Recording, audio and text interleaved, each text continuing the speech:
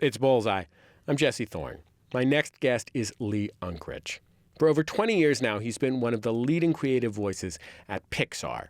He worked on Toy Story, Finding Nemo, A Bug's Life, a bunch more. He directed Toy Story 3, probably the darkest and, for me, maybe the most affecting of the movies in that series. Now he's directed Pixar's new movie, Coco. It's set in Mexico, and it's a story wrapped up in the Mexican Day of the Dead, Dia de los Muertos. The film's protagonist is a 12-year-old boy named Miguel. He comes from a family who, for generations, have banned music after his great-great-grandfather abandoned his wife and child to become a singer. Miguel's journey leads him to the land of the dead, using breathtaking visuals and performances from a ton of amazing actors like Gael Garcia Bernal and Benjamin Bratt. Coco is a story about love, loss, and how we hold our families in our hearts. And by now, I guess this should almost go without saying when you're talking about a Pixar movie, but you don't have to be a kid like Miguel to fall in love with it. Let's take a listen to a clip from the beginning of the film. In this scene, Miguel, who is voiced by Anthony Gonzalez, is in his hometown's Central Plaza, and he's shining the shoes of a mariachi, a local musician, played by stand-up comedian Lombardo Boyer. Mira, they're setting up for tonight. The music competition for Dia de Muertos. You want to be like your hero? You should sign up. My family would freak. Look, if you're too scared, then, well, have fun making shoes. Come on, what did De La Cruz always say? Seize your moment? Show me what you got, muchacho. I'll be your first audience. Miguel! Abuelita! What are you doing here? You leave my grandson alone. Doña, please. I was just getting a shine. I know your tricks, Mariachi. What did he say to you? He was just showing me his guitar. Shame on you! My grandson is a sweet little angelito querido cielito. He wants no part of your music, Mariachi. You keep away from him. Lee Unkrich, welcome to Bullseye. It is so great to be back, Jesse. Nice to see you again. Congratulations on making another children's movie about death. Why do you think that is? I mean, you've had sole directing credit on two movies, Toy Story 3 and this one, and both of them are about essentially love and death. Well, isn't that what life's about? Yeah, I guess. I mean, some movies are about, like, what if a panda could do karate? You know what I mean? Well, I didn't know what this movie was going to be about, and death is a part of this, of course, because it's set against the Mexican celebration of Dia de Muertos. But other than death just being part of the story, it's really about family, which is what the celebration is about. I mean, one of the things I'm so proud of with this film is that I think most people in the world outside of Mexico don't really understand what Dia de Muertos is all about. They just think of it as the Mexican Halloween. And it makes sense why they think that, because it falls in close proximity to Halloween and there's skeletons, and so it seems Halloween-y, but it actually has nothing to do with it. And I think one thing that we're doing with this film that hopefully is a great service is really educating people around the planet about what this beautiful tradition is really about, which is about family and life and passing along memories and kind of keeping people's memories alive. How did the movie end up being about Dia de los Muertos? I had long been interested in Dia de Muertos. I grew up in Ohio, but I went to USC undergrad, so I lived in LA for 9 years, and I was kind of plugged into the underground art scene at the time, and would go to the Jesus de la Luz gallery that used to be on Melrose. I don't know where it is now. I think it's still somewhere. But they were always really embracing the iconography and imagery of Dia de Muertos, but it really was a shallow kind of appreciation. It really just had to do with folk art, and my fascination with the same thing a lot of people are fascinated by, which is this odd juxtaposition of skeletons and the idea of death, but with music and color and celebration. And the aesthetics are really vivid. I mean, I have similar memories from my own childhood at La Raza Graphics in San Francisco or the Mission Cultural Center, which were both near where I grew up. I think where Benjamin Bratt comes from too. But they're both like whatever your depth of knowledge may be, the aesthetics are so vivid and unmistakable that, I think that's how they ended up in the beginning of that James Bond movie, which is like purely aesthetic almost. Exactly. Though interestingly, in their case, so many people started to go to Mexico assuming that was a real thing. That Yeah. Mexico City is now putting on a big celebration that never existed before Spectre came out. Yeah, it's like a Dia de Muertos parade Right. that they invented just because they thought it would look cool. But now Which, to be fair, it does look cool. it does, and now they're actually doing something Yeah. like that because people expected to see it. So anyway, my first attraction was purely aesthetic. And that's where it just kind of stayed for many, many years. But after I finished Toy Story 3, I was kicking around different ideas, trying to figure out what to do next at Pixar. And one thing that popped into my head was the idea of doing something set against Dia de Muertos. And at the time, it seemed great because it was animation friendly. We're always looking for a story that can really only be told using animation. But it also, to me, seemed unique. When I look back at the entire history of cinema, both live action and animation, there was really no story that was just completely set in the world of Dia de Muertos.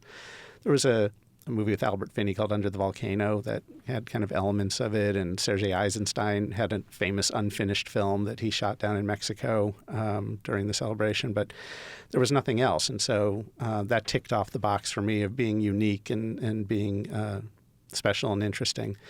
And I just started doing a lot of research, deep research into learning more about the traditions. And the more I read, the more I realized that we had the potential to not only make a really cool-looking movie, but to make a movie that would be really, really meaningful and could be universal to people all over the world. Because, of course, there was a concern, like, are we making a film that only people in Mexico are going to be interested in? But hopefully, we haven't released the movie around the world yet, but we really think that the themes are so kind of universal that I think, we all have families. We all, have, some of us have good families, some of us have bad families. They're all things that we have to deal with, and we all wonder about what our legacy is going to be and how we're going to be remembered. And so, anyway, I at a certain point just realized that we had the potential to make a really entertaining and really emotional film. Did the meaning of the story, did the things that you were writing about, and I understand that the way that Pixar works is very collaborative, did they change over the course of the years that you worked on the movie?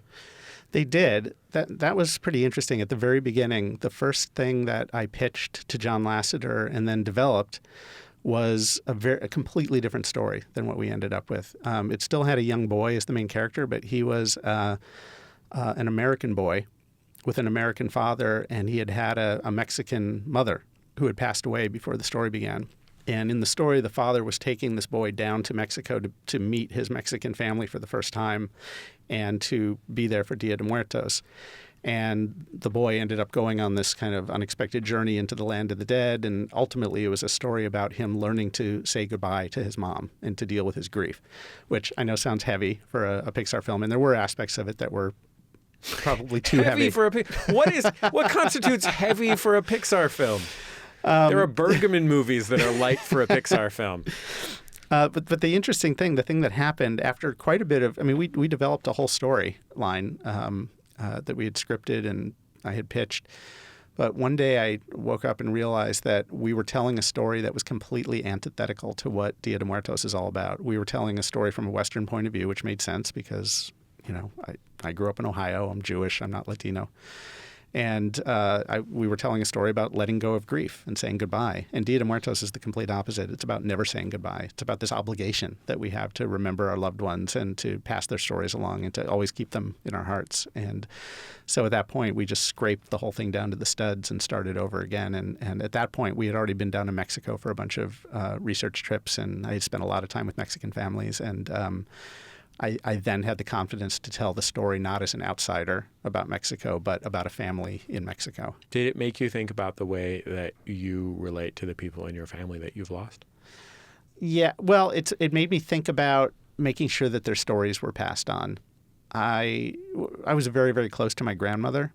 I don't know if we talked about this when we talked about Toy Story 3, because the last time I saw her ended up being a catalyst for how I kind of shot the end of Toy Story 3 when Woody's looking at the toys for the last time. But my grandmother was very supportive of me creatively growing up. She always made sure that I, got to my play practices and everything that extracurricular that was important to me that I was passionate about. She made sure it could happen because my mom was a single mom and she, was working, so she couldn't be there to support me. So my grandmother was very close, and it's become really important to me to make sure that my kids know about as much about her as possible, because I have photo albums and boxes full of family photos, and I know who some of the people are in the photos, but I don't know all of them. And even the people I know, I don't really know much about them other than their names. And that, how sad to think that you're remembered because somebody knows what your name is and how you relate to the family, and that's the end of it, rather than knowing whether you were kind or not, or what your favorite foods were, or just like personal specific things that were important to you that kind of guided how you lived your life. I think it's important that those get passed on. Otherwise, people have the possibility of dying this final death, which is kind of what we explore in the movie, which is a very real thing we learned in our research, this notion that we're all capable of 3 deaths.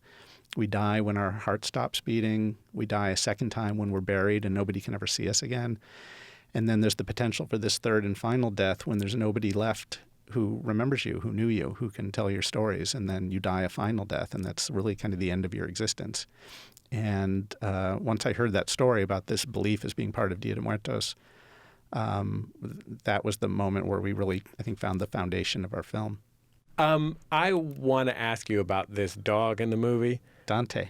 His name is Dante. He is a Xolo, which is like a kind of hairless dog that is a primitive breed that is very popular in Mexico. You don't see that often. I get very excited when I see one. They're really here cool. In California. They're so cool.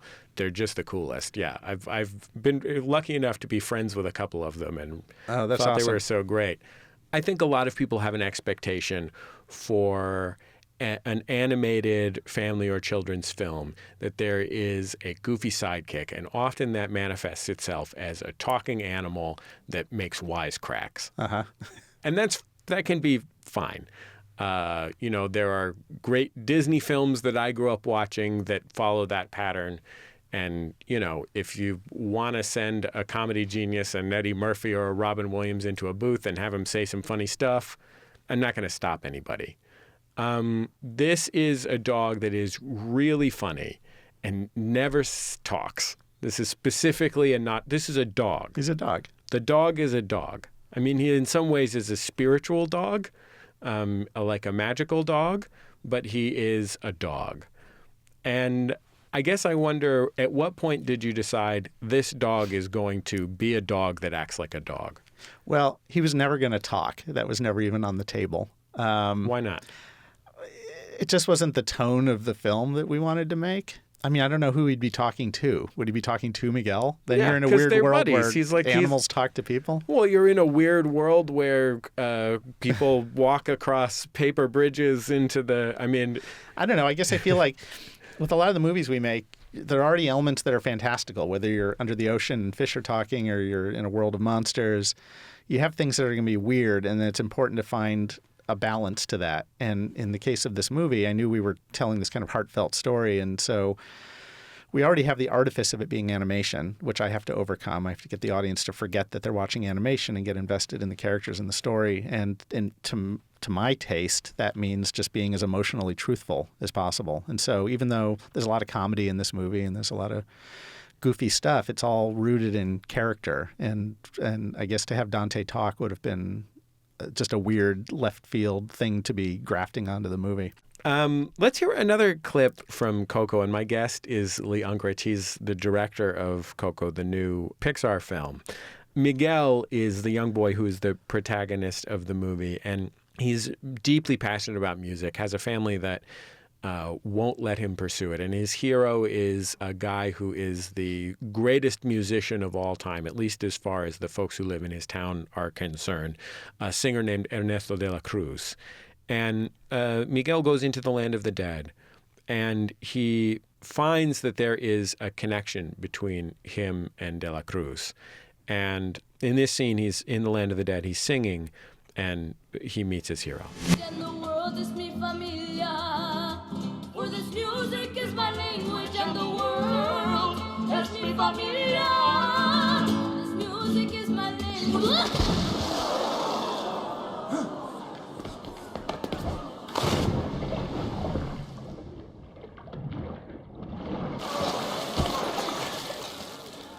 Are you all right, Niño?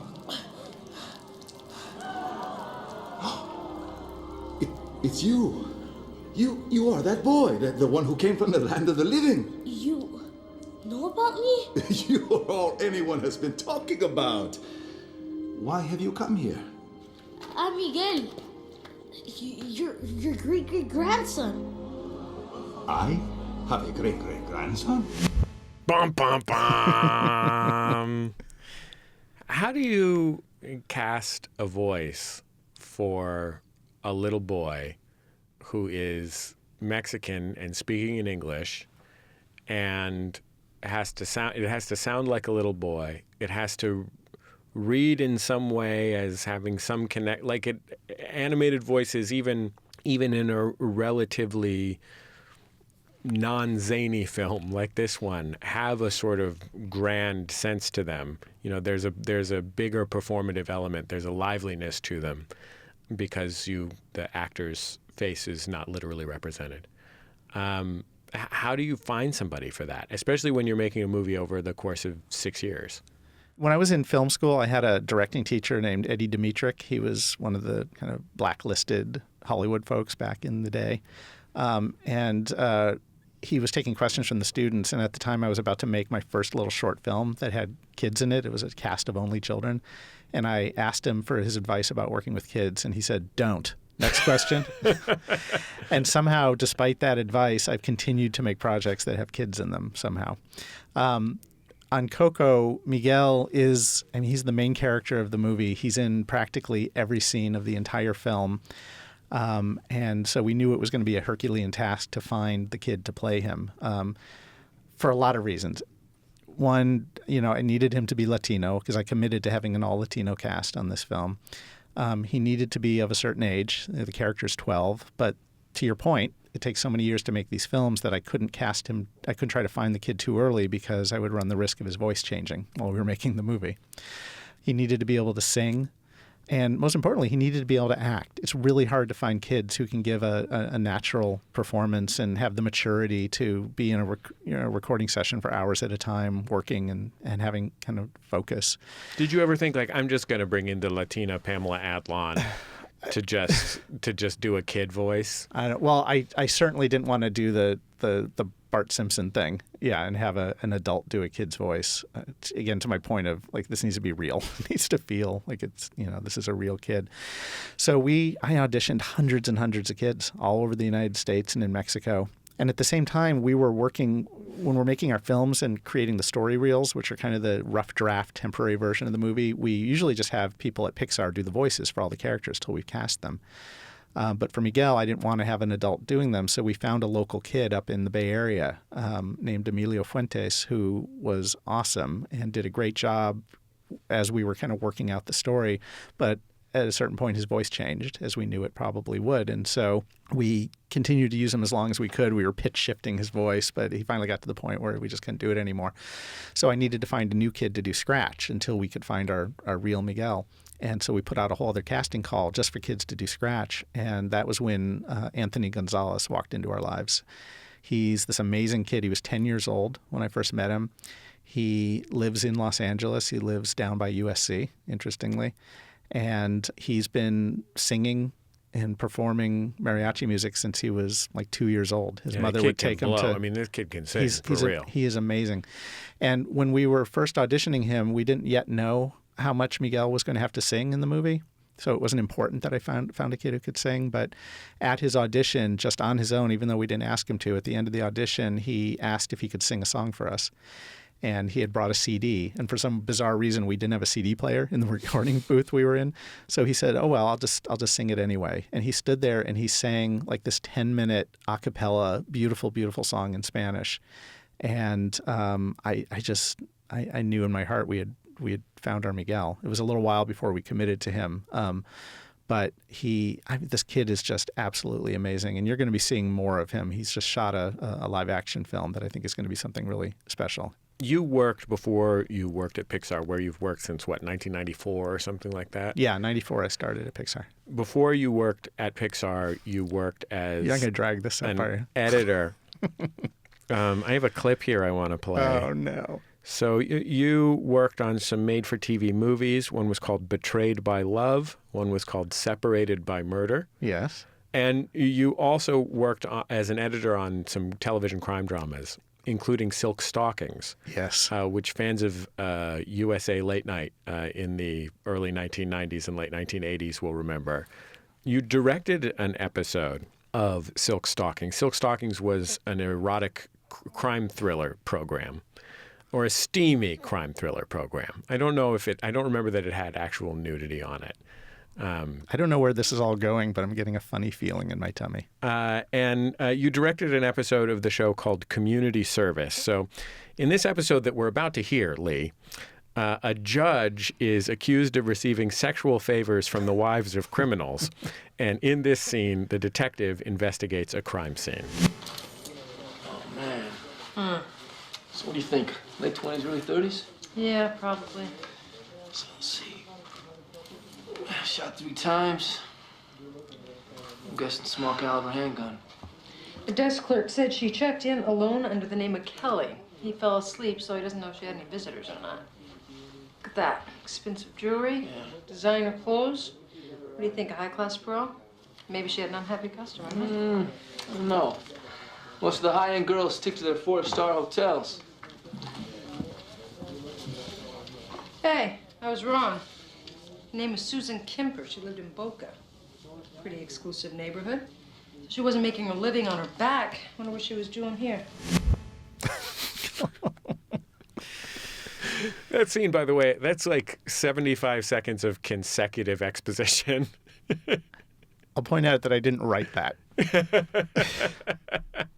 Very competently written for the type of thing that it is. Yes. Well, that was a great experience. I actually directed that episode in the middle of editing Toy Story. So Really? Yeah, I was. So you were already at Pixar. I was already at Pixar, and they had promised me an opportunity to direct an episode. So when I started working on Toy Story, I let them know that there was going to come a time where I was going to have to duck down to San Diego to go shoot this episode of Silk Stalkings, which I did. So I was right in the middle of Wiz and Buddy land. Did you apply for? Did I just say Wiz and Buddy? Yeah. Wow. You did. Did you apply for your job at Pixar in 1994 with like a reel of stuff you had cut for Silk Stalkings? No, 0. I got the job at Pixar because right when I was finishing college at USC Film School, the Avid nonlinear digital editing system was first coming into being, and Avid had set up a lab at USC where they could not only let students use it, but train film editors because they were trying to get them to switch over to cutting digitally. And so I just took the opportunity to learn it inside and out, and then that ended up like really helping me at the beginning of my career. I got a job as an assistant editor on the very first TV show that cut on Avid, which was Renegade, which was a sister program to Silk Stalkings with Lorenzo Lamas. Mm-hmm.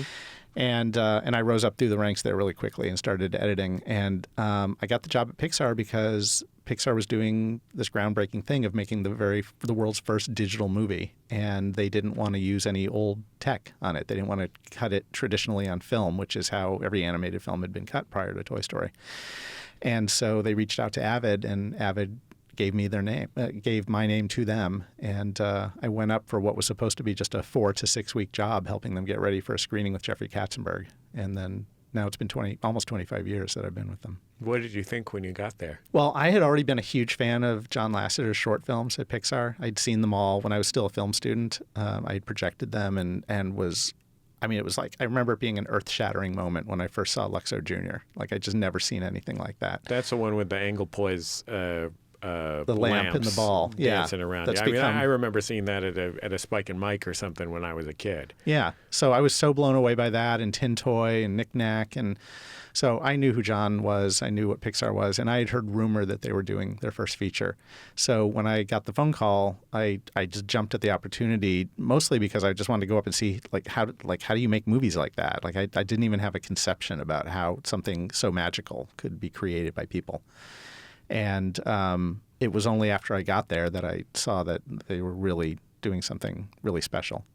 Lee Unkrich, thank you so much for taking all this time to come back and be on Bullseye. It's always good to see you. I love talking to you. This has been awesome. Lee Unkrich. His movie Coco is in theaters all over the country this week. It's already the highest grossing animated film in Mexican history.